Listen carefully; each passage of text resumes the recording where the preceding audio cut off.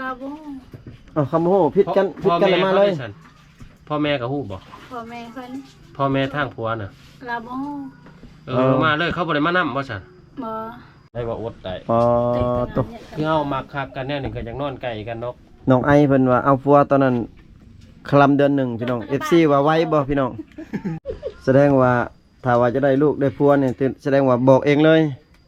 บางคนนี่มีได้บางคนนี่ให้หมู่ไปบอกให้ แม่นบ่กล้าเนาะ พ่อแม่ คือทางบ้านหนึงครับไปเขาเจ้าให้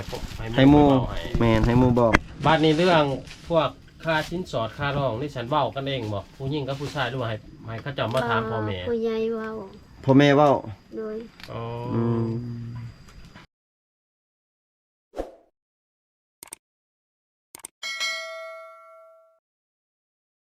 โอ้พี่น้อง ตอนนี้กำลังต้มมีหรือต้มมาม่า อีพีนี้ก็มาเบิ่งน้องๆเพิ่นต้มมีมาม่าเพราะว่า อาหารหลักซุ่มเฮาบ่ อาหารหลักของทีมงานพี่น้องบ่มีงบ ขึ้นไปตามมีตามเกิดพี่น้องเอ้ย กินตามงบเนาะกินเงินเฮาก ำลังสิต้มมี ใส่ตามเงินคือซุ่มน้องก็ได้กินตลอดบ่มีนี่ บ่ บ่ได้กินดอกบ่ได้กินบ่ได้ซื้อบ่ บ่ คือว่าคันไม่มีนี่ก็ถือว่าเป็นอาหารดีอย่างหนึงนี่เนาะ โดย ฉันบ่มักบ่หรือว่าบ่มีเงินเออ ซ่องเท่าไรนี่เขาขายนี่เท่าไร 5,000 2,500แสดงว่ามักอยู่กินมีเนาะ โดย แต่ว่าบ่มีเงินซื้อซื่อๆก็เลยบ่ได้กิน บ่มีเงินซื้อ มันมีแก๊สหนึงนี่ได้บ่ทิศหนึงแก๊สหนึ ได้ ง จัดหนึงได้เนาะอาทิตย์หนึงเนาะ เจ้ากินเช้ากินแรงเลยว่าจะน้องนิดหน่อยคือน้องเป็นมีลูกน้อย2คนน้องเกด1แห้งสิกินตลอดเลยเด็กน้อย หน่อยเขาหมักเลยเขาเผ็ดมี ต้มพี่น้อยต้มมี อาหารเป็นเนื้ออ่อน อาหาร เรียกเลยได้ ซุป อ่อน อีกหน่อยกินแบบบ่ย่ำเลยนะ อาหารประเภทเส้น แม่นเส้น อันฝนตกลมมาเนี่ยก็ถือว่าบ่ได้หนึ่งเขาบ่ได้อัน ตะกี้เห็นน้องอยู่นี่น้องนอนอยู่ไส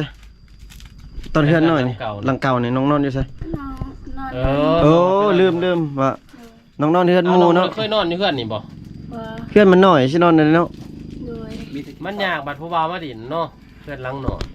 มีแต่กินข้าวกินน้ำแล้วก็ไปเนาะ เนี่ยนี่บ่ได้ไปนอนพุ่นบ่ซั่นหรือว่าน อนนั่นเอง โอ้หมู่น้องแล้วครัวเพิ่นล่ะบ่ โดย อืม คือน้องเกดกับตะกี้ก็ตอนเป็นสาวตะกี้ก็ไปนอนเฮือนหมู่บ่ตอนไปนอนเพื่อนนาย สบายผู้บ่าวขึ้นไปดินเนาะ เลย เพื่อนระยะ ความหมายคือสิน้องไปนอนเฮือนหมู่นี่เป็นนอนรอถ่าผู้บ่าวบ่หรือว่าลมผู้บ่าวแม่นบ่ บ่มีเงินตัวเองบัดน้อย มันบ่เบิดกันนอนเนาะ ๆโดย เฉพาะดอกจังเห็นก็บางทีก็อายเฮือนตัวเองบางทีเนาะแล้วก็ไปนอนในเฮือนหมู่บางทีก็มันเป็นแบบนั้นได้ ส่วนหลายเงินหมู่หลายกว่าพี่น้อง อืม เพราะว่าฮีทุกเจ้าคือมันนั่นเนาะใหญ่เป็นสาวมากไปนอนเงินหมู่ คันเวลาแบบคือชุน้องเคยผ่านคือได้สร้างครอบครัวมันเวลาเขาเจ้าอยากคือผู้บ่าวผู้สาวชุน้องร่วมกันมาคักกันอยากแต่งงาน แบบมาบอกพ่อแม่บอกว่ามักผู้นี้สิแต่งงานผู้นี้หรือเขาจะมาแต่งมาขอน่ะหรือว่าให้หมู่ไปบอกพ่อแม่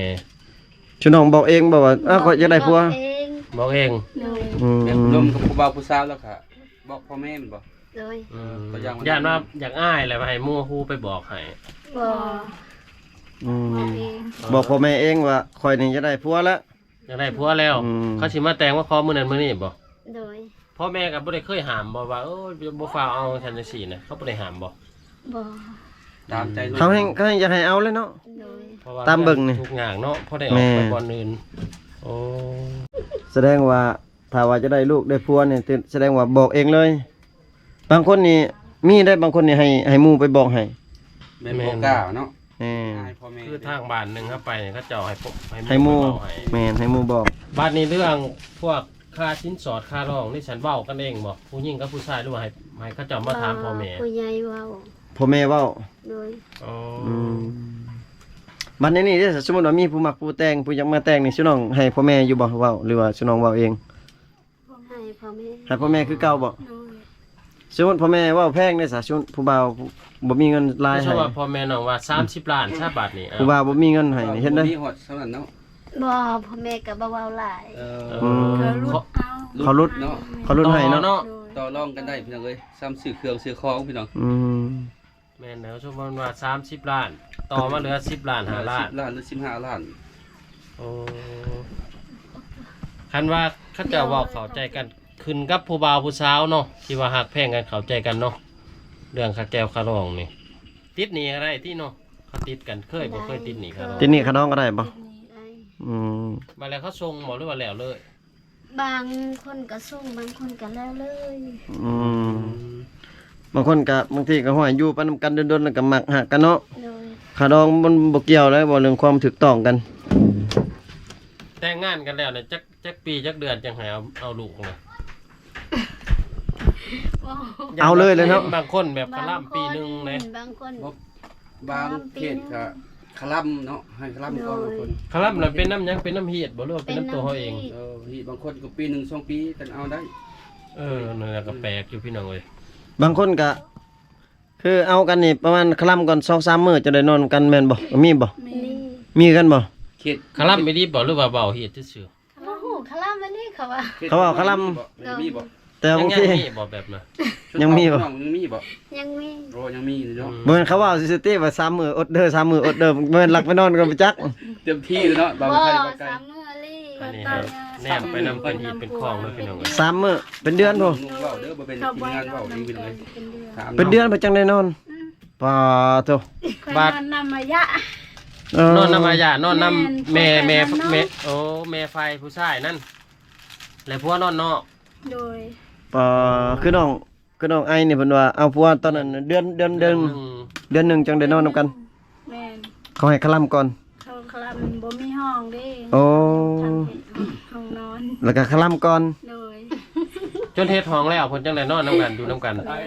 เฮ็ดได้ซะ จนแล้วเขาเฮ็ดดองและเนาะได้นอนนำกัน โอ้แสดงว่าภายในเดือนหนึงนี่ได้แนมปัญหากันซื่อ แม่น ๆคิดจะจ่อยอยู่แล้วเนาะ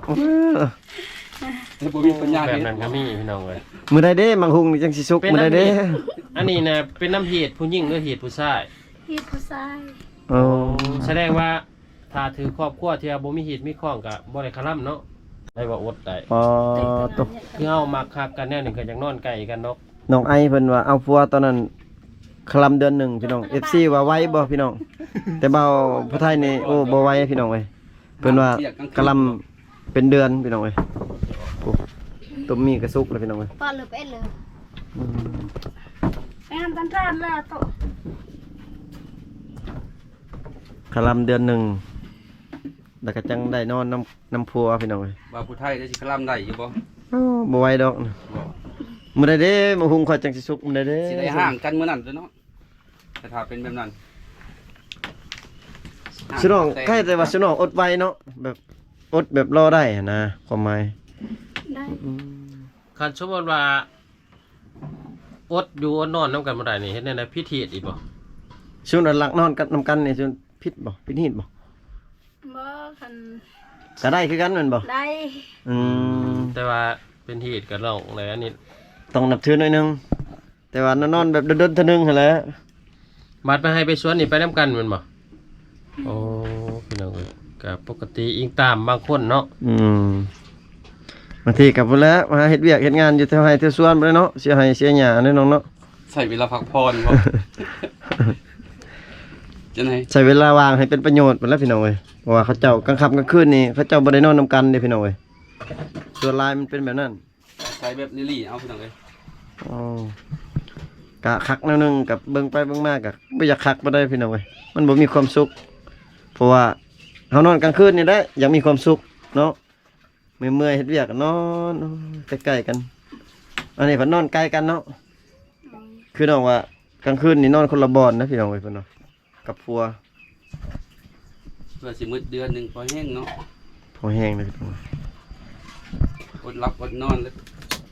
สุกเลยพี่น้องโอ้ตัวมีน้องถาน้องเกดมันไปเอาถ้วยมา บ่คือน้องกลับมาเฮือนเก่าหน่อยน้องเนาะเขามาส่งบ่หรือน้องมาเอง ค่อยมาเอง โอ้ ย่างมาบ่ ย่างค่อยย่างแต่3 โมงตอนเช้า 3 โมงเช้า โดย ลักมาแสดงว่า เราบ่ อ้าวคำโหพิดกันเลยมาเลย พ่อแม่ก็ฮู้บ่ พ่อแม่เพิ่น พ่อแม่ทางผัวน่ะ เราบ่ มาเลยเขาบ่ได้มานำบ่ซั่น บ่ เขาบ่ได้ ไอ้บ่าว คิดว่าขี่รถมาส่งบ่ได้แม่นบ่ได้มาส่งบ่เนาะ บ่เราบ่ได้มาส่งเราบ่อันนั้นเด้ อยู่ใกล้บ่ซั่นบ้าน บ้านได้เนาะ ใกล้นี่บ้านทางอะไรไตวิทย์ปุ่นนั่นได้ปุ่นตรง ทางอะไรใต้ทางไรเก่า ทางอะไรเก่า อืม โอ้ตังอะไรใต้เห็นบ่พัวน้องครับ โดย ชื่อนี่ได้เนาะ โอ้ไกลเติบเลย ฮะ อามาง น้ำมาง นั่น เค น้อย ได้ยิ ง นชื่ บั อ กด่างอันนี้ น้องด่างฮะ อืม เออเป็นเอาไว้ฮู้แล้วซะ อยู่ห้องปืนไอ้ยักษ์ไอ้ยักษ์ บ่าวไทยฮู้อยู่พี่น้องเอ้ย ว่าย่างไกลที่สิคนละโซนได้นั่นแหละ ย่างมาพี่ไกลเติบเนาะบ่ได้ขี่รถเลยบ่เนาะ บ่ คือบ่ให้ทางเฮือนไปหับซะ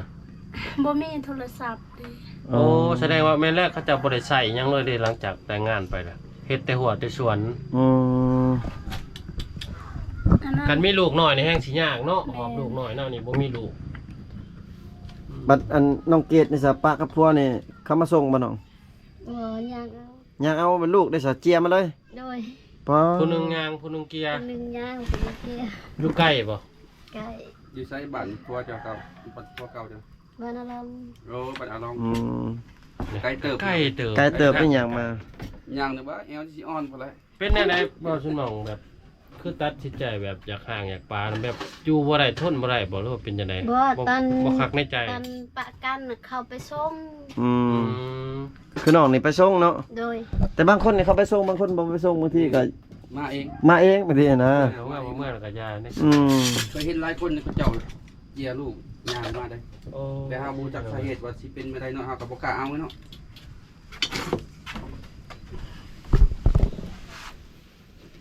ปลาตัวเมียสีเฮือนเป็นเอาไว้กำลังตักมีต้องซัก พอแล้วพอแล้วเอาไว้ให้ พอแล้ว เล็กน้อยนะลูกชุบน้องอันนี้ลูกน้องก็จะเอากินซ้ำนั้นแหล้ว บ่เป็นความหมายเพิ่นนี่ไปสิตักเป็นถ้วยเป็นถ้วยให้เราไปจักเนี่ย อืม พอแล้วก็ได้ปะอยู่หั่นก็ได้ มีก็ว่าสิสุกเนาะปลา4ถ้วย5ทั้งหม้อพี่น้องเอ้ยซ้ำสิกินพี่น้อง ละตัก ปัดใส่หม้อใส่กระโตกนะพี่น้อง ใหญ่เลย น้องเกียมเป็นขนาด ได้แล้ว เกียมเป็นประธานอาหารพี่น้อง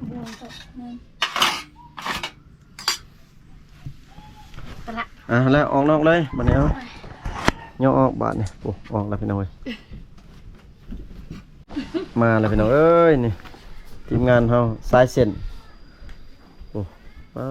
มันเป็นเส้นประสาทเลยเส้นมี กินเส้นตลอดพี่น้องเอ้ยโอ้ข้างนอกมันมาล่ะกิน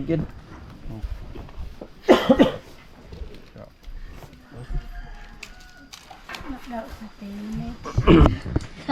เอ็นละ น้องๆเพิ่นว่าบ่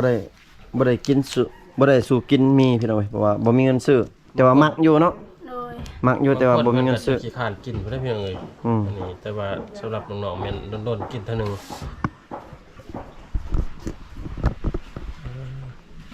คืองามแต่เนาะ แฟนของใครมอเตอร์ไซค์ทำหล่น รุ่นใหญ่ๆบ่ว่าพี่น้องเอ้ย จักอิซิซุบ่ รุ่นนี้แม่นยามหนาวนี่บ่ต้องย่านหนาวเพิ่นว่า บ่ห่มผ้าก็ได้ อุ่นแน่นอน กอดกับอุ่น อุ่นตัวหรือหัวใจเนาะ อะไรกินอะไร ลงมือ มาเลย ถ้วยไผถ้วยมันบ่คือ4ถ้วยเอ้า มา ใส่ที่บ้าน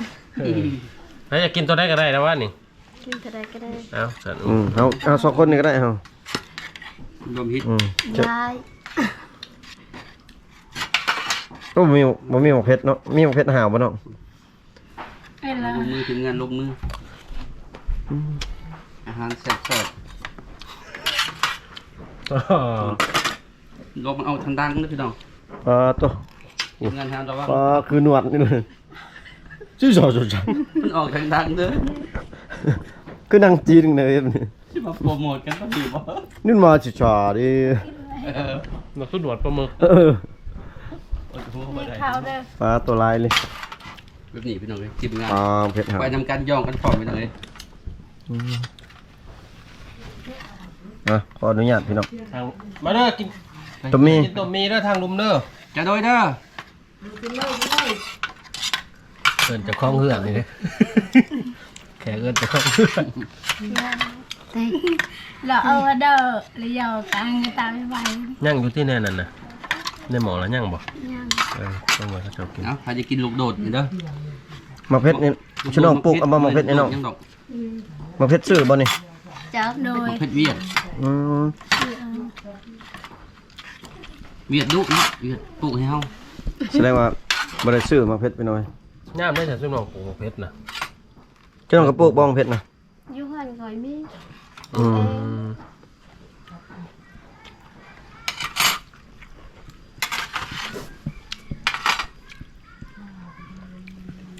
กินเด้อ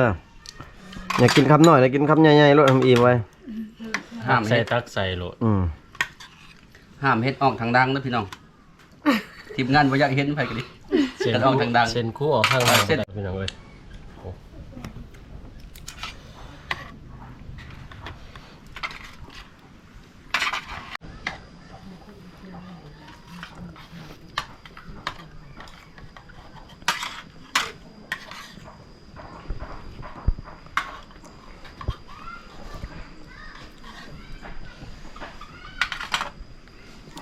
นอนกลางคืนบ่ได้น้ำบ่น้อง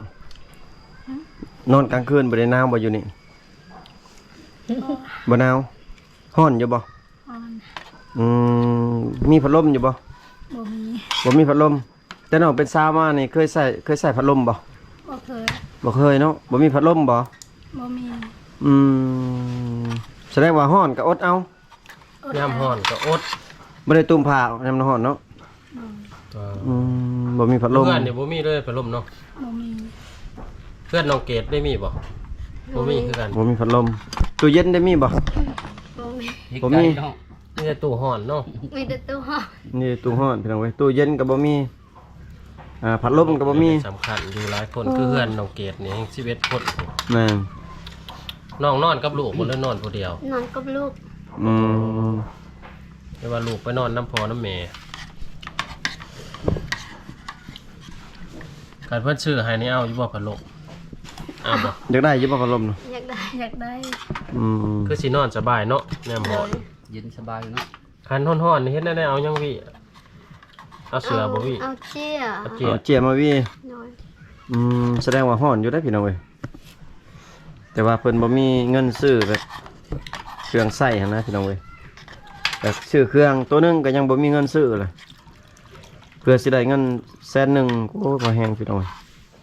กับความลึงเคยเนาะ แม่ เคยนอนมาแต่น้อยๆก็ฮ้อนอยู่ที่ได้ก็อดเอา อาศัยแบบว่าความอดทนนั่นแหละพี่น้องเว้ยคืออาหารการกินกับเขาเจ้าอดข้าวก็บางทีคือน้องเพิ่นว่าแล้วกิน2คาบกันกิน3คาบนี่ยันหุ่นยันสิตุ้ยกว่านี้อีกพุ่นเนาะ น้องจักโลเลยนี่นะฮอดบ่70 บ่ฮอด เท่าได้ฮะ60ปลายบ่ได้50 50 เฮ้ย 56โล 56 56 อืม มันน้องเกดเด้ 47 47โล แต่น้ำหนักก็ต่างกัน พอดีขายค่ะราคาแพงเนาะ50บาท เป็นโลขาย โดน10ล้านเนาะ50ไปล้าน 50 โอ้อีโนบ่ท้อย ริมเนาะเพิ่นเป็นคนกินบ่หลายเพิ่นเนาะเพิ่นแบบนี้แหละเพิ่นเปลี่ยนนะ ผมพอจังแบบน้องพูดดีเลยนี่ ก็กินบ่หลายกินอิ่มแล้วก็พอ สอนเอาได้กินให้อิ่มได้น้อง กินได้อย่าง จ่าเลย กินได้ คือเอ็นจ่าซื้อเงินเนี่ย อิ่มได้บ่น้อง อิ่มแล้ว อืม เจ้าของเฮือนกินน้อยเจ้าของเฮือนกินหลายจังหน่อยจน อืม จนกว่านี้อีก จังได๋ผมอายผมก็มาใหม่ๆอายพวกน้องเลย กินหลายๆได้กินให้อิ่ม กินให้ใหญ่ไว้บ่ อืม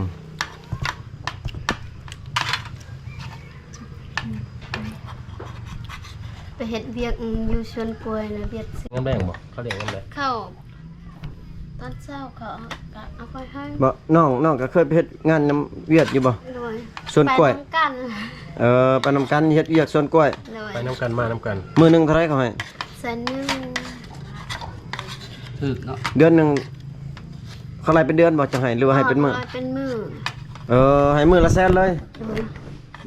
ไป10มื้อก็ล้านหนึงไปหามื้อก็500,000พี่น้องเอ้ย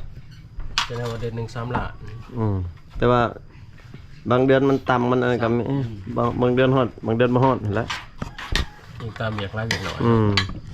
เวียกหนักเวียกเบาก็ให้เซตหนึงมื้อหนึง โดย เบียกกันยังหลักๆเขาเฮ็ดนะปลูกกาแฟบ่ เขาเฮ็ดกล้วยแบบเดี๋ยวนี้เขาเฮ็ดกาแฟ ปลูกกาแฟอีก โดย ส่วนใช้อยู่นาลงเพิ่นบ่ โดย สาวสวนปลากาแฟเนาะคือเพลงว่ะ ข้างหังซาปากกาแฟ อะไรเดียว อิ่มแล้วน้อง เด้อน้องเด้อต้องอาย จ้าเลย สาวไอลาเพิ่นอิ่มแล้วเพิ่นเนาะ จุงของอายบ่จุงก็ได้ พี่น้องเอ้ยบ่าวไทยก็กินอิ่มแล้วมีแต่ถ้าน้องๆเพิ่นกินอิ่มแล้วก็สิได้อำลาพาจากเพิ่นไปสิได้กลับเพื่อนดอกบ่แม่นอำลาพาจากในอื่นนะพี่น้องเอ้ยอย่าไปคิดในอื่นนะ พี่เนาะ กินอิ่มแล้วพี่น้องเว้ยน้องให้น้องเพิ่นย่อไว้คือว่าน้องเพิ่นทีมงานเฮาเอาเงินให้น้องเพิ่นไปซื้อน้ำพี่น้องเว้ยมานั่งกินย่อไว้แล้ว กันจังเลย หากระพอกันไปน้องเอ้ย น้องมึงเอาไก่ อันนี้เป็นห้องนอนของน้องทรายเพิ่นกับน้องไผ่พี่น้องเว้ยแต่ว่าน้องสาวไอเพิ่นนอนอยู่นี่นี่บ่น้องสาวไอพี่น้องเว้ยอันนี้คือเป็นบ่นอนของพ่อเพิ่นผ้าห่มมีหยังก็เหลือแต่เท่านั้นพี่น้องเอ้ยอยู่ในเรือนบ่มีหยังเรือนซ่านเพิ่นก็หัวอันนี้มันน้ำหัวพี่น้องเอ้ยกลางเอาเพื่อนก็หัวพี่น้องแม่นบ่น้องไอเพื่อนนี่ก็หัวเนาะ แม่น หัวคือใจน้องเลยเนาะหัวใจน้องก็หัวคือกันเคยหัวมาแล้วพี่น้องเอ้ยคลิปนี้ก็สิได้ปิดคลิปไว้เพียงส่ำนี้ก่อนพี่น้องเอ้ยอยู่ดีมีแฮงเบิดสุขทุกคนพี่น้องเอ้ยบ๊ายบายเนี่ย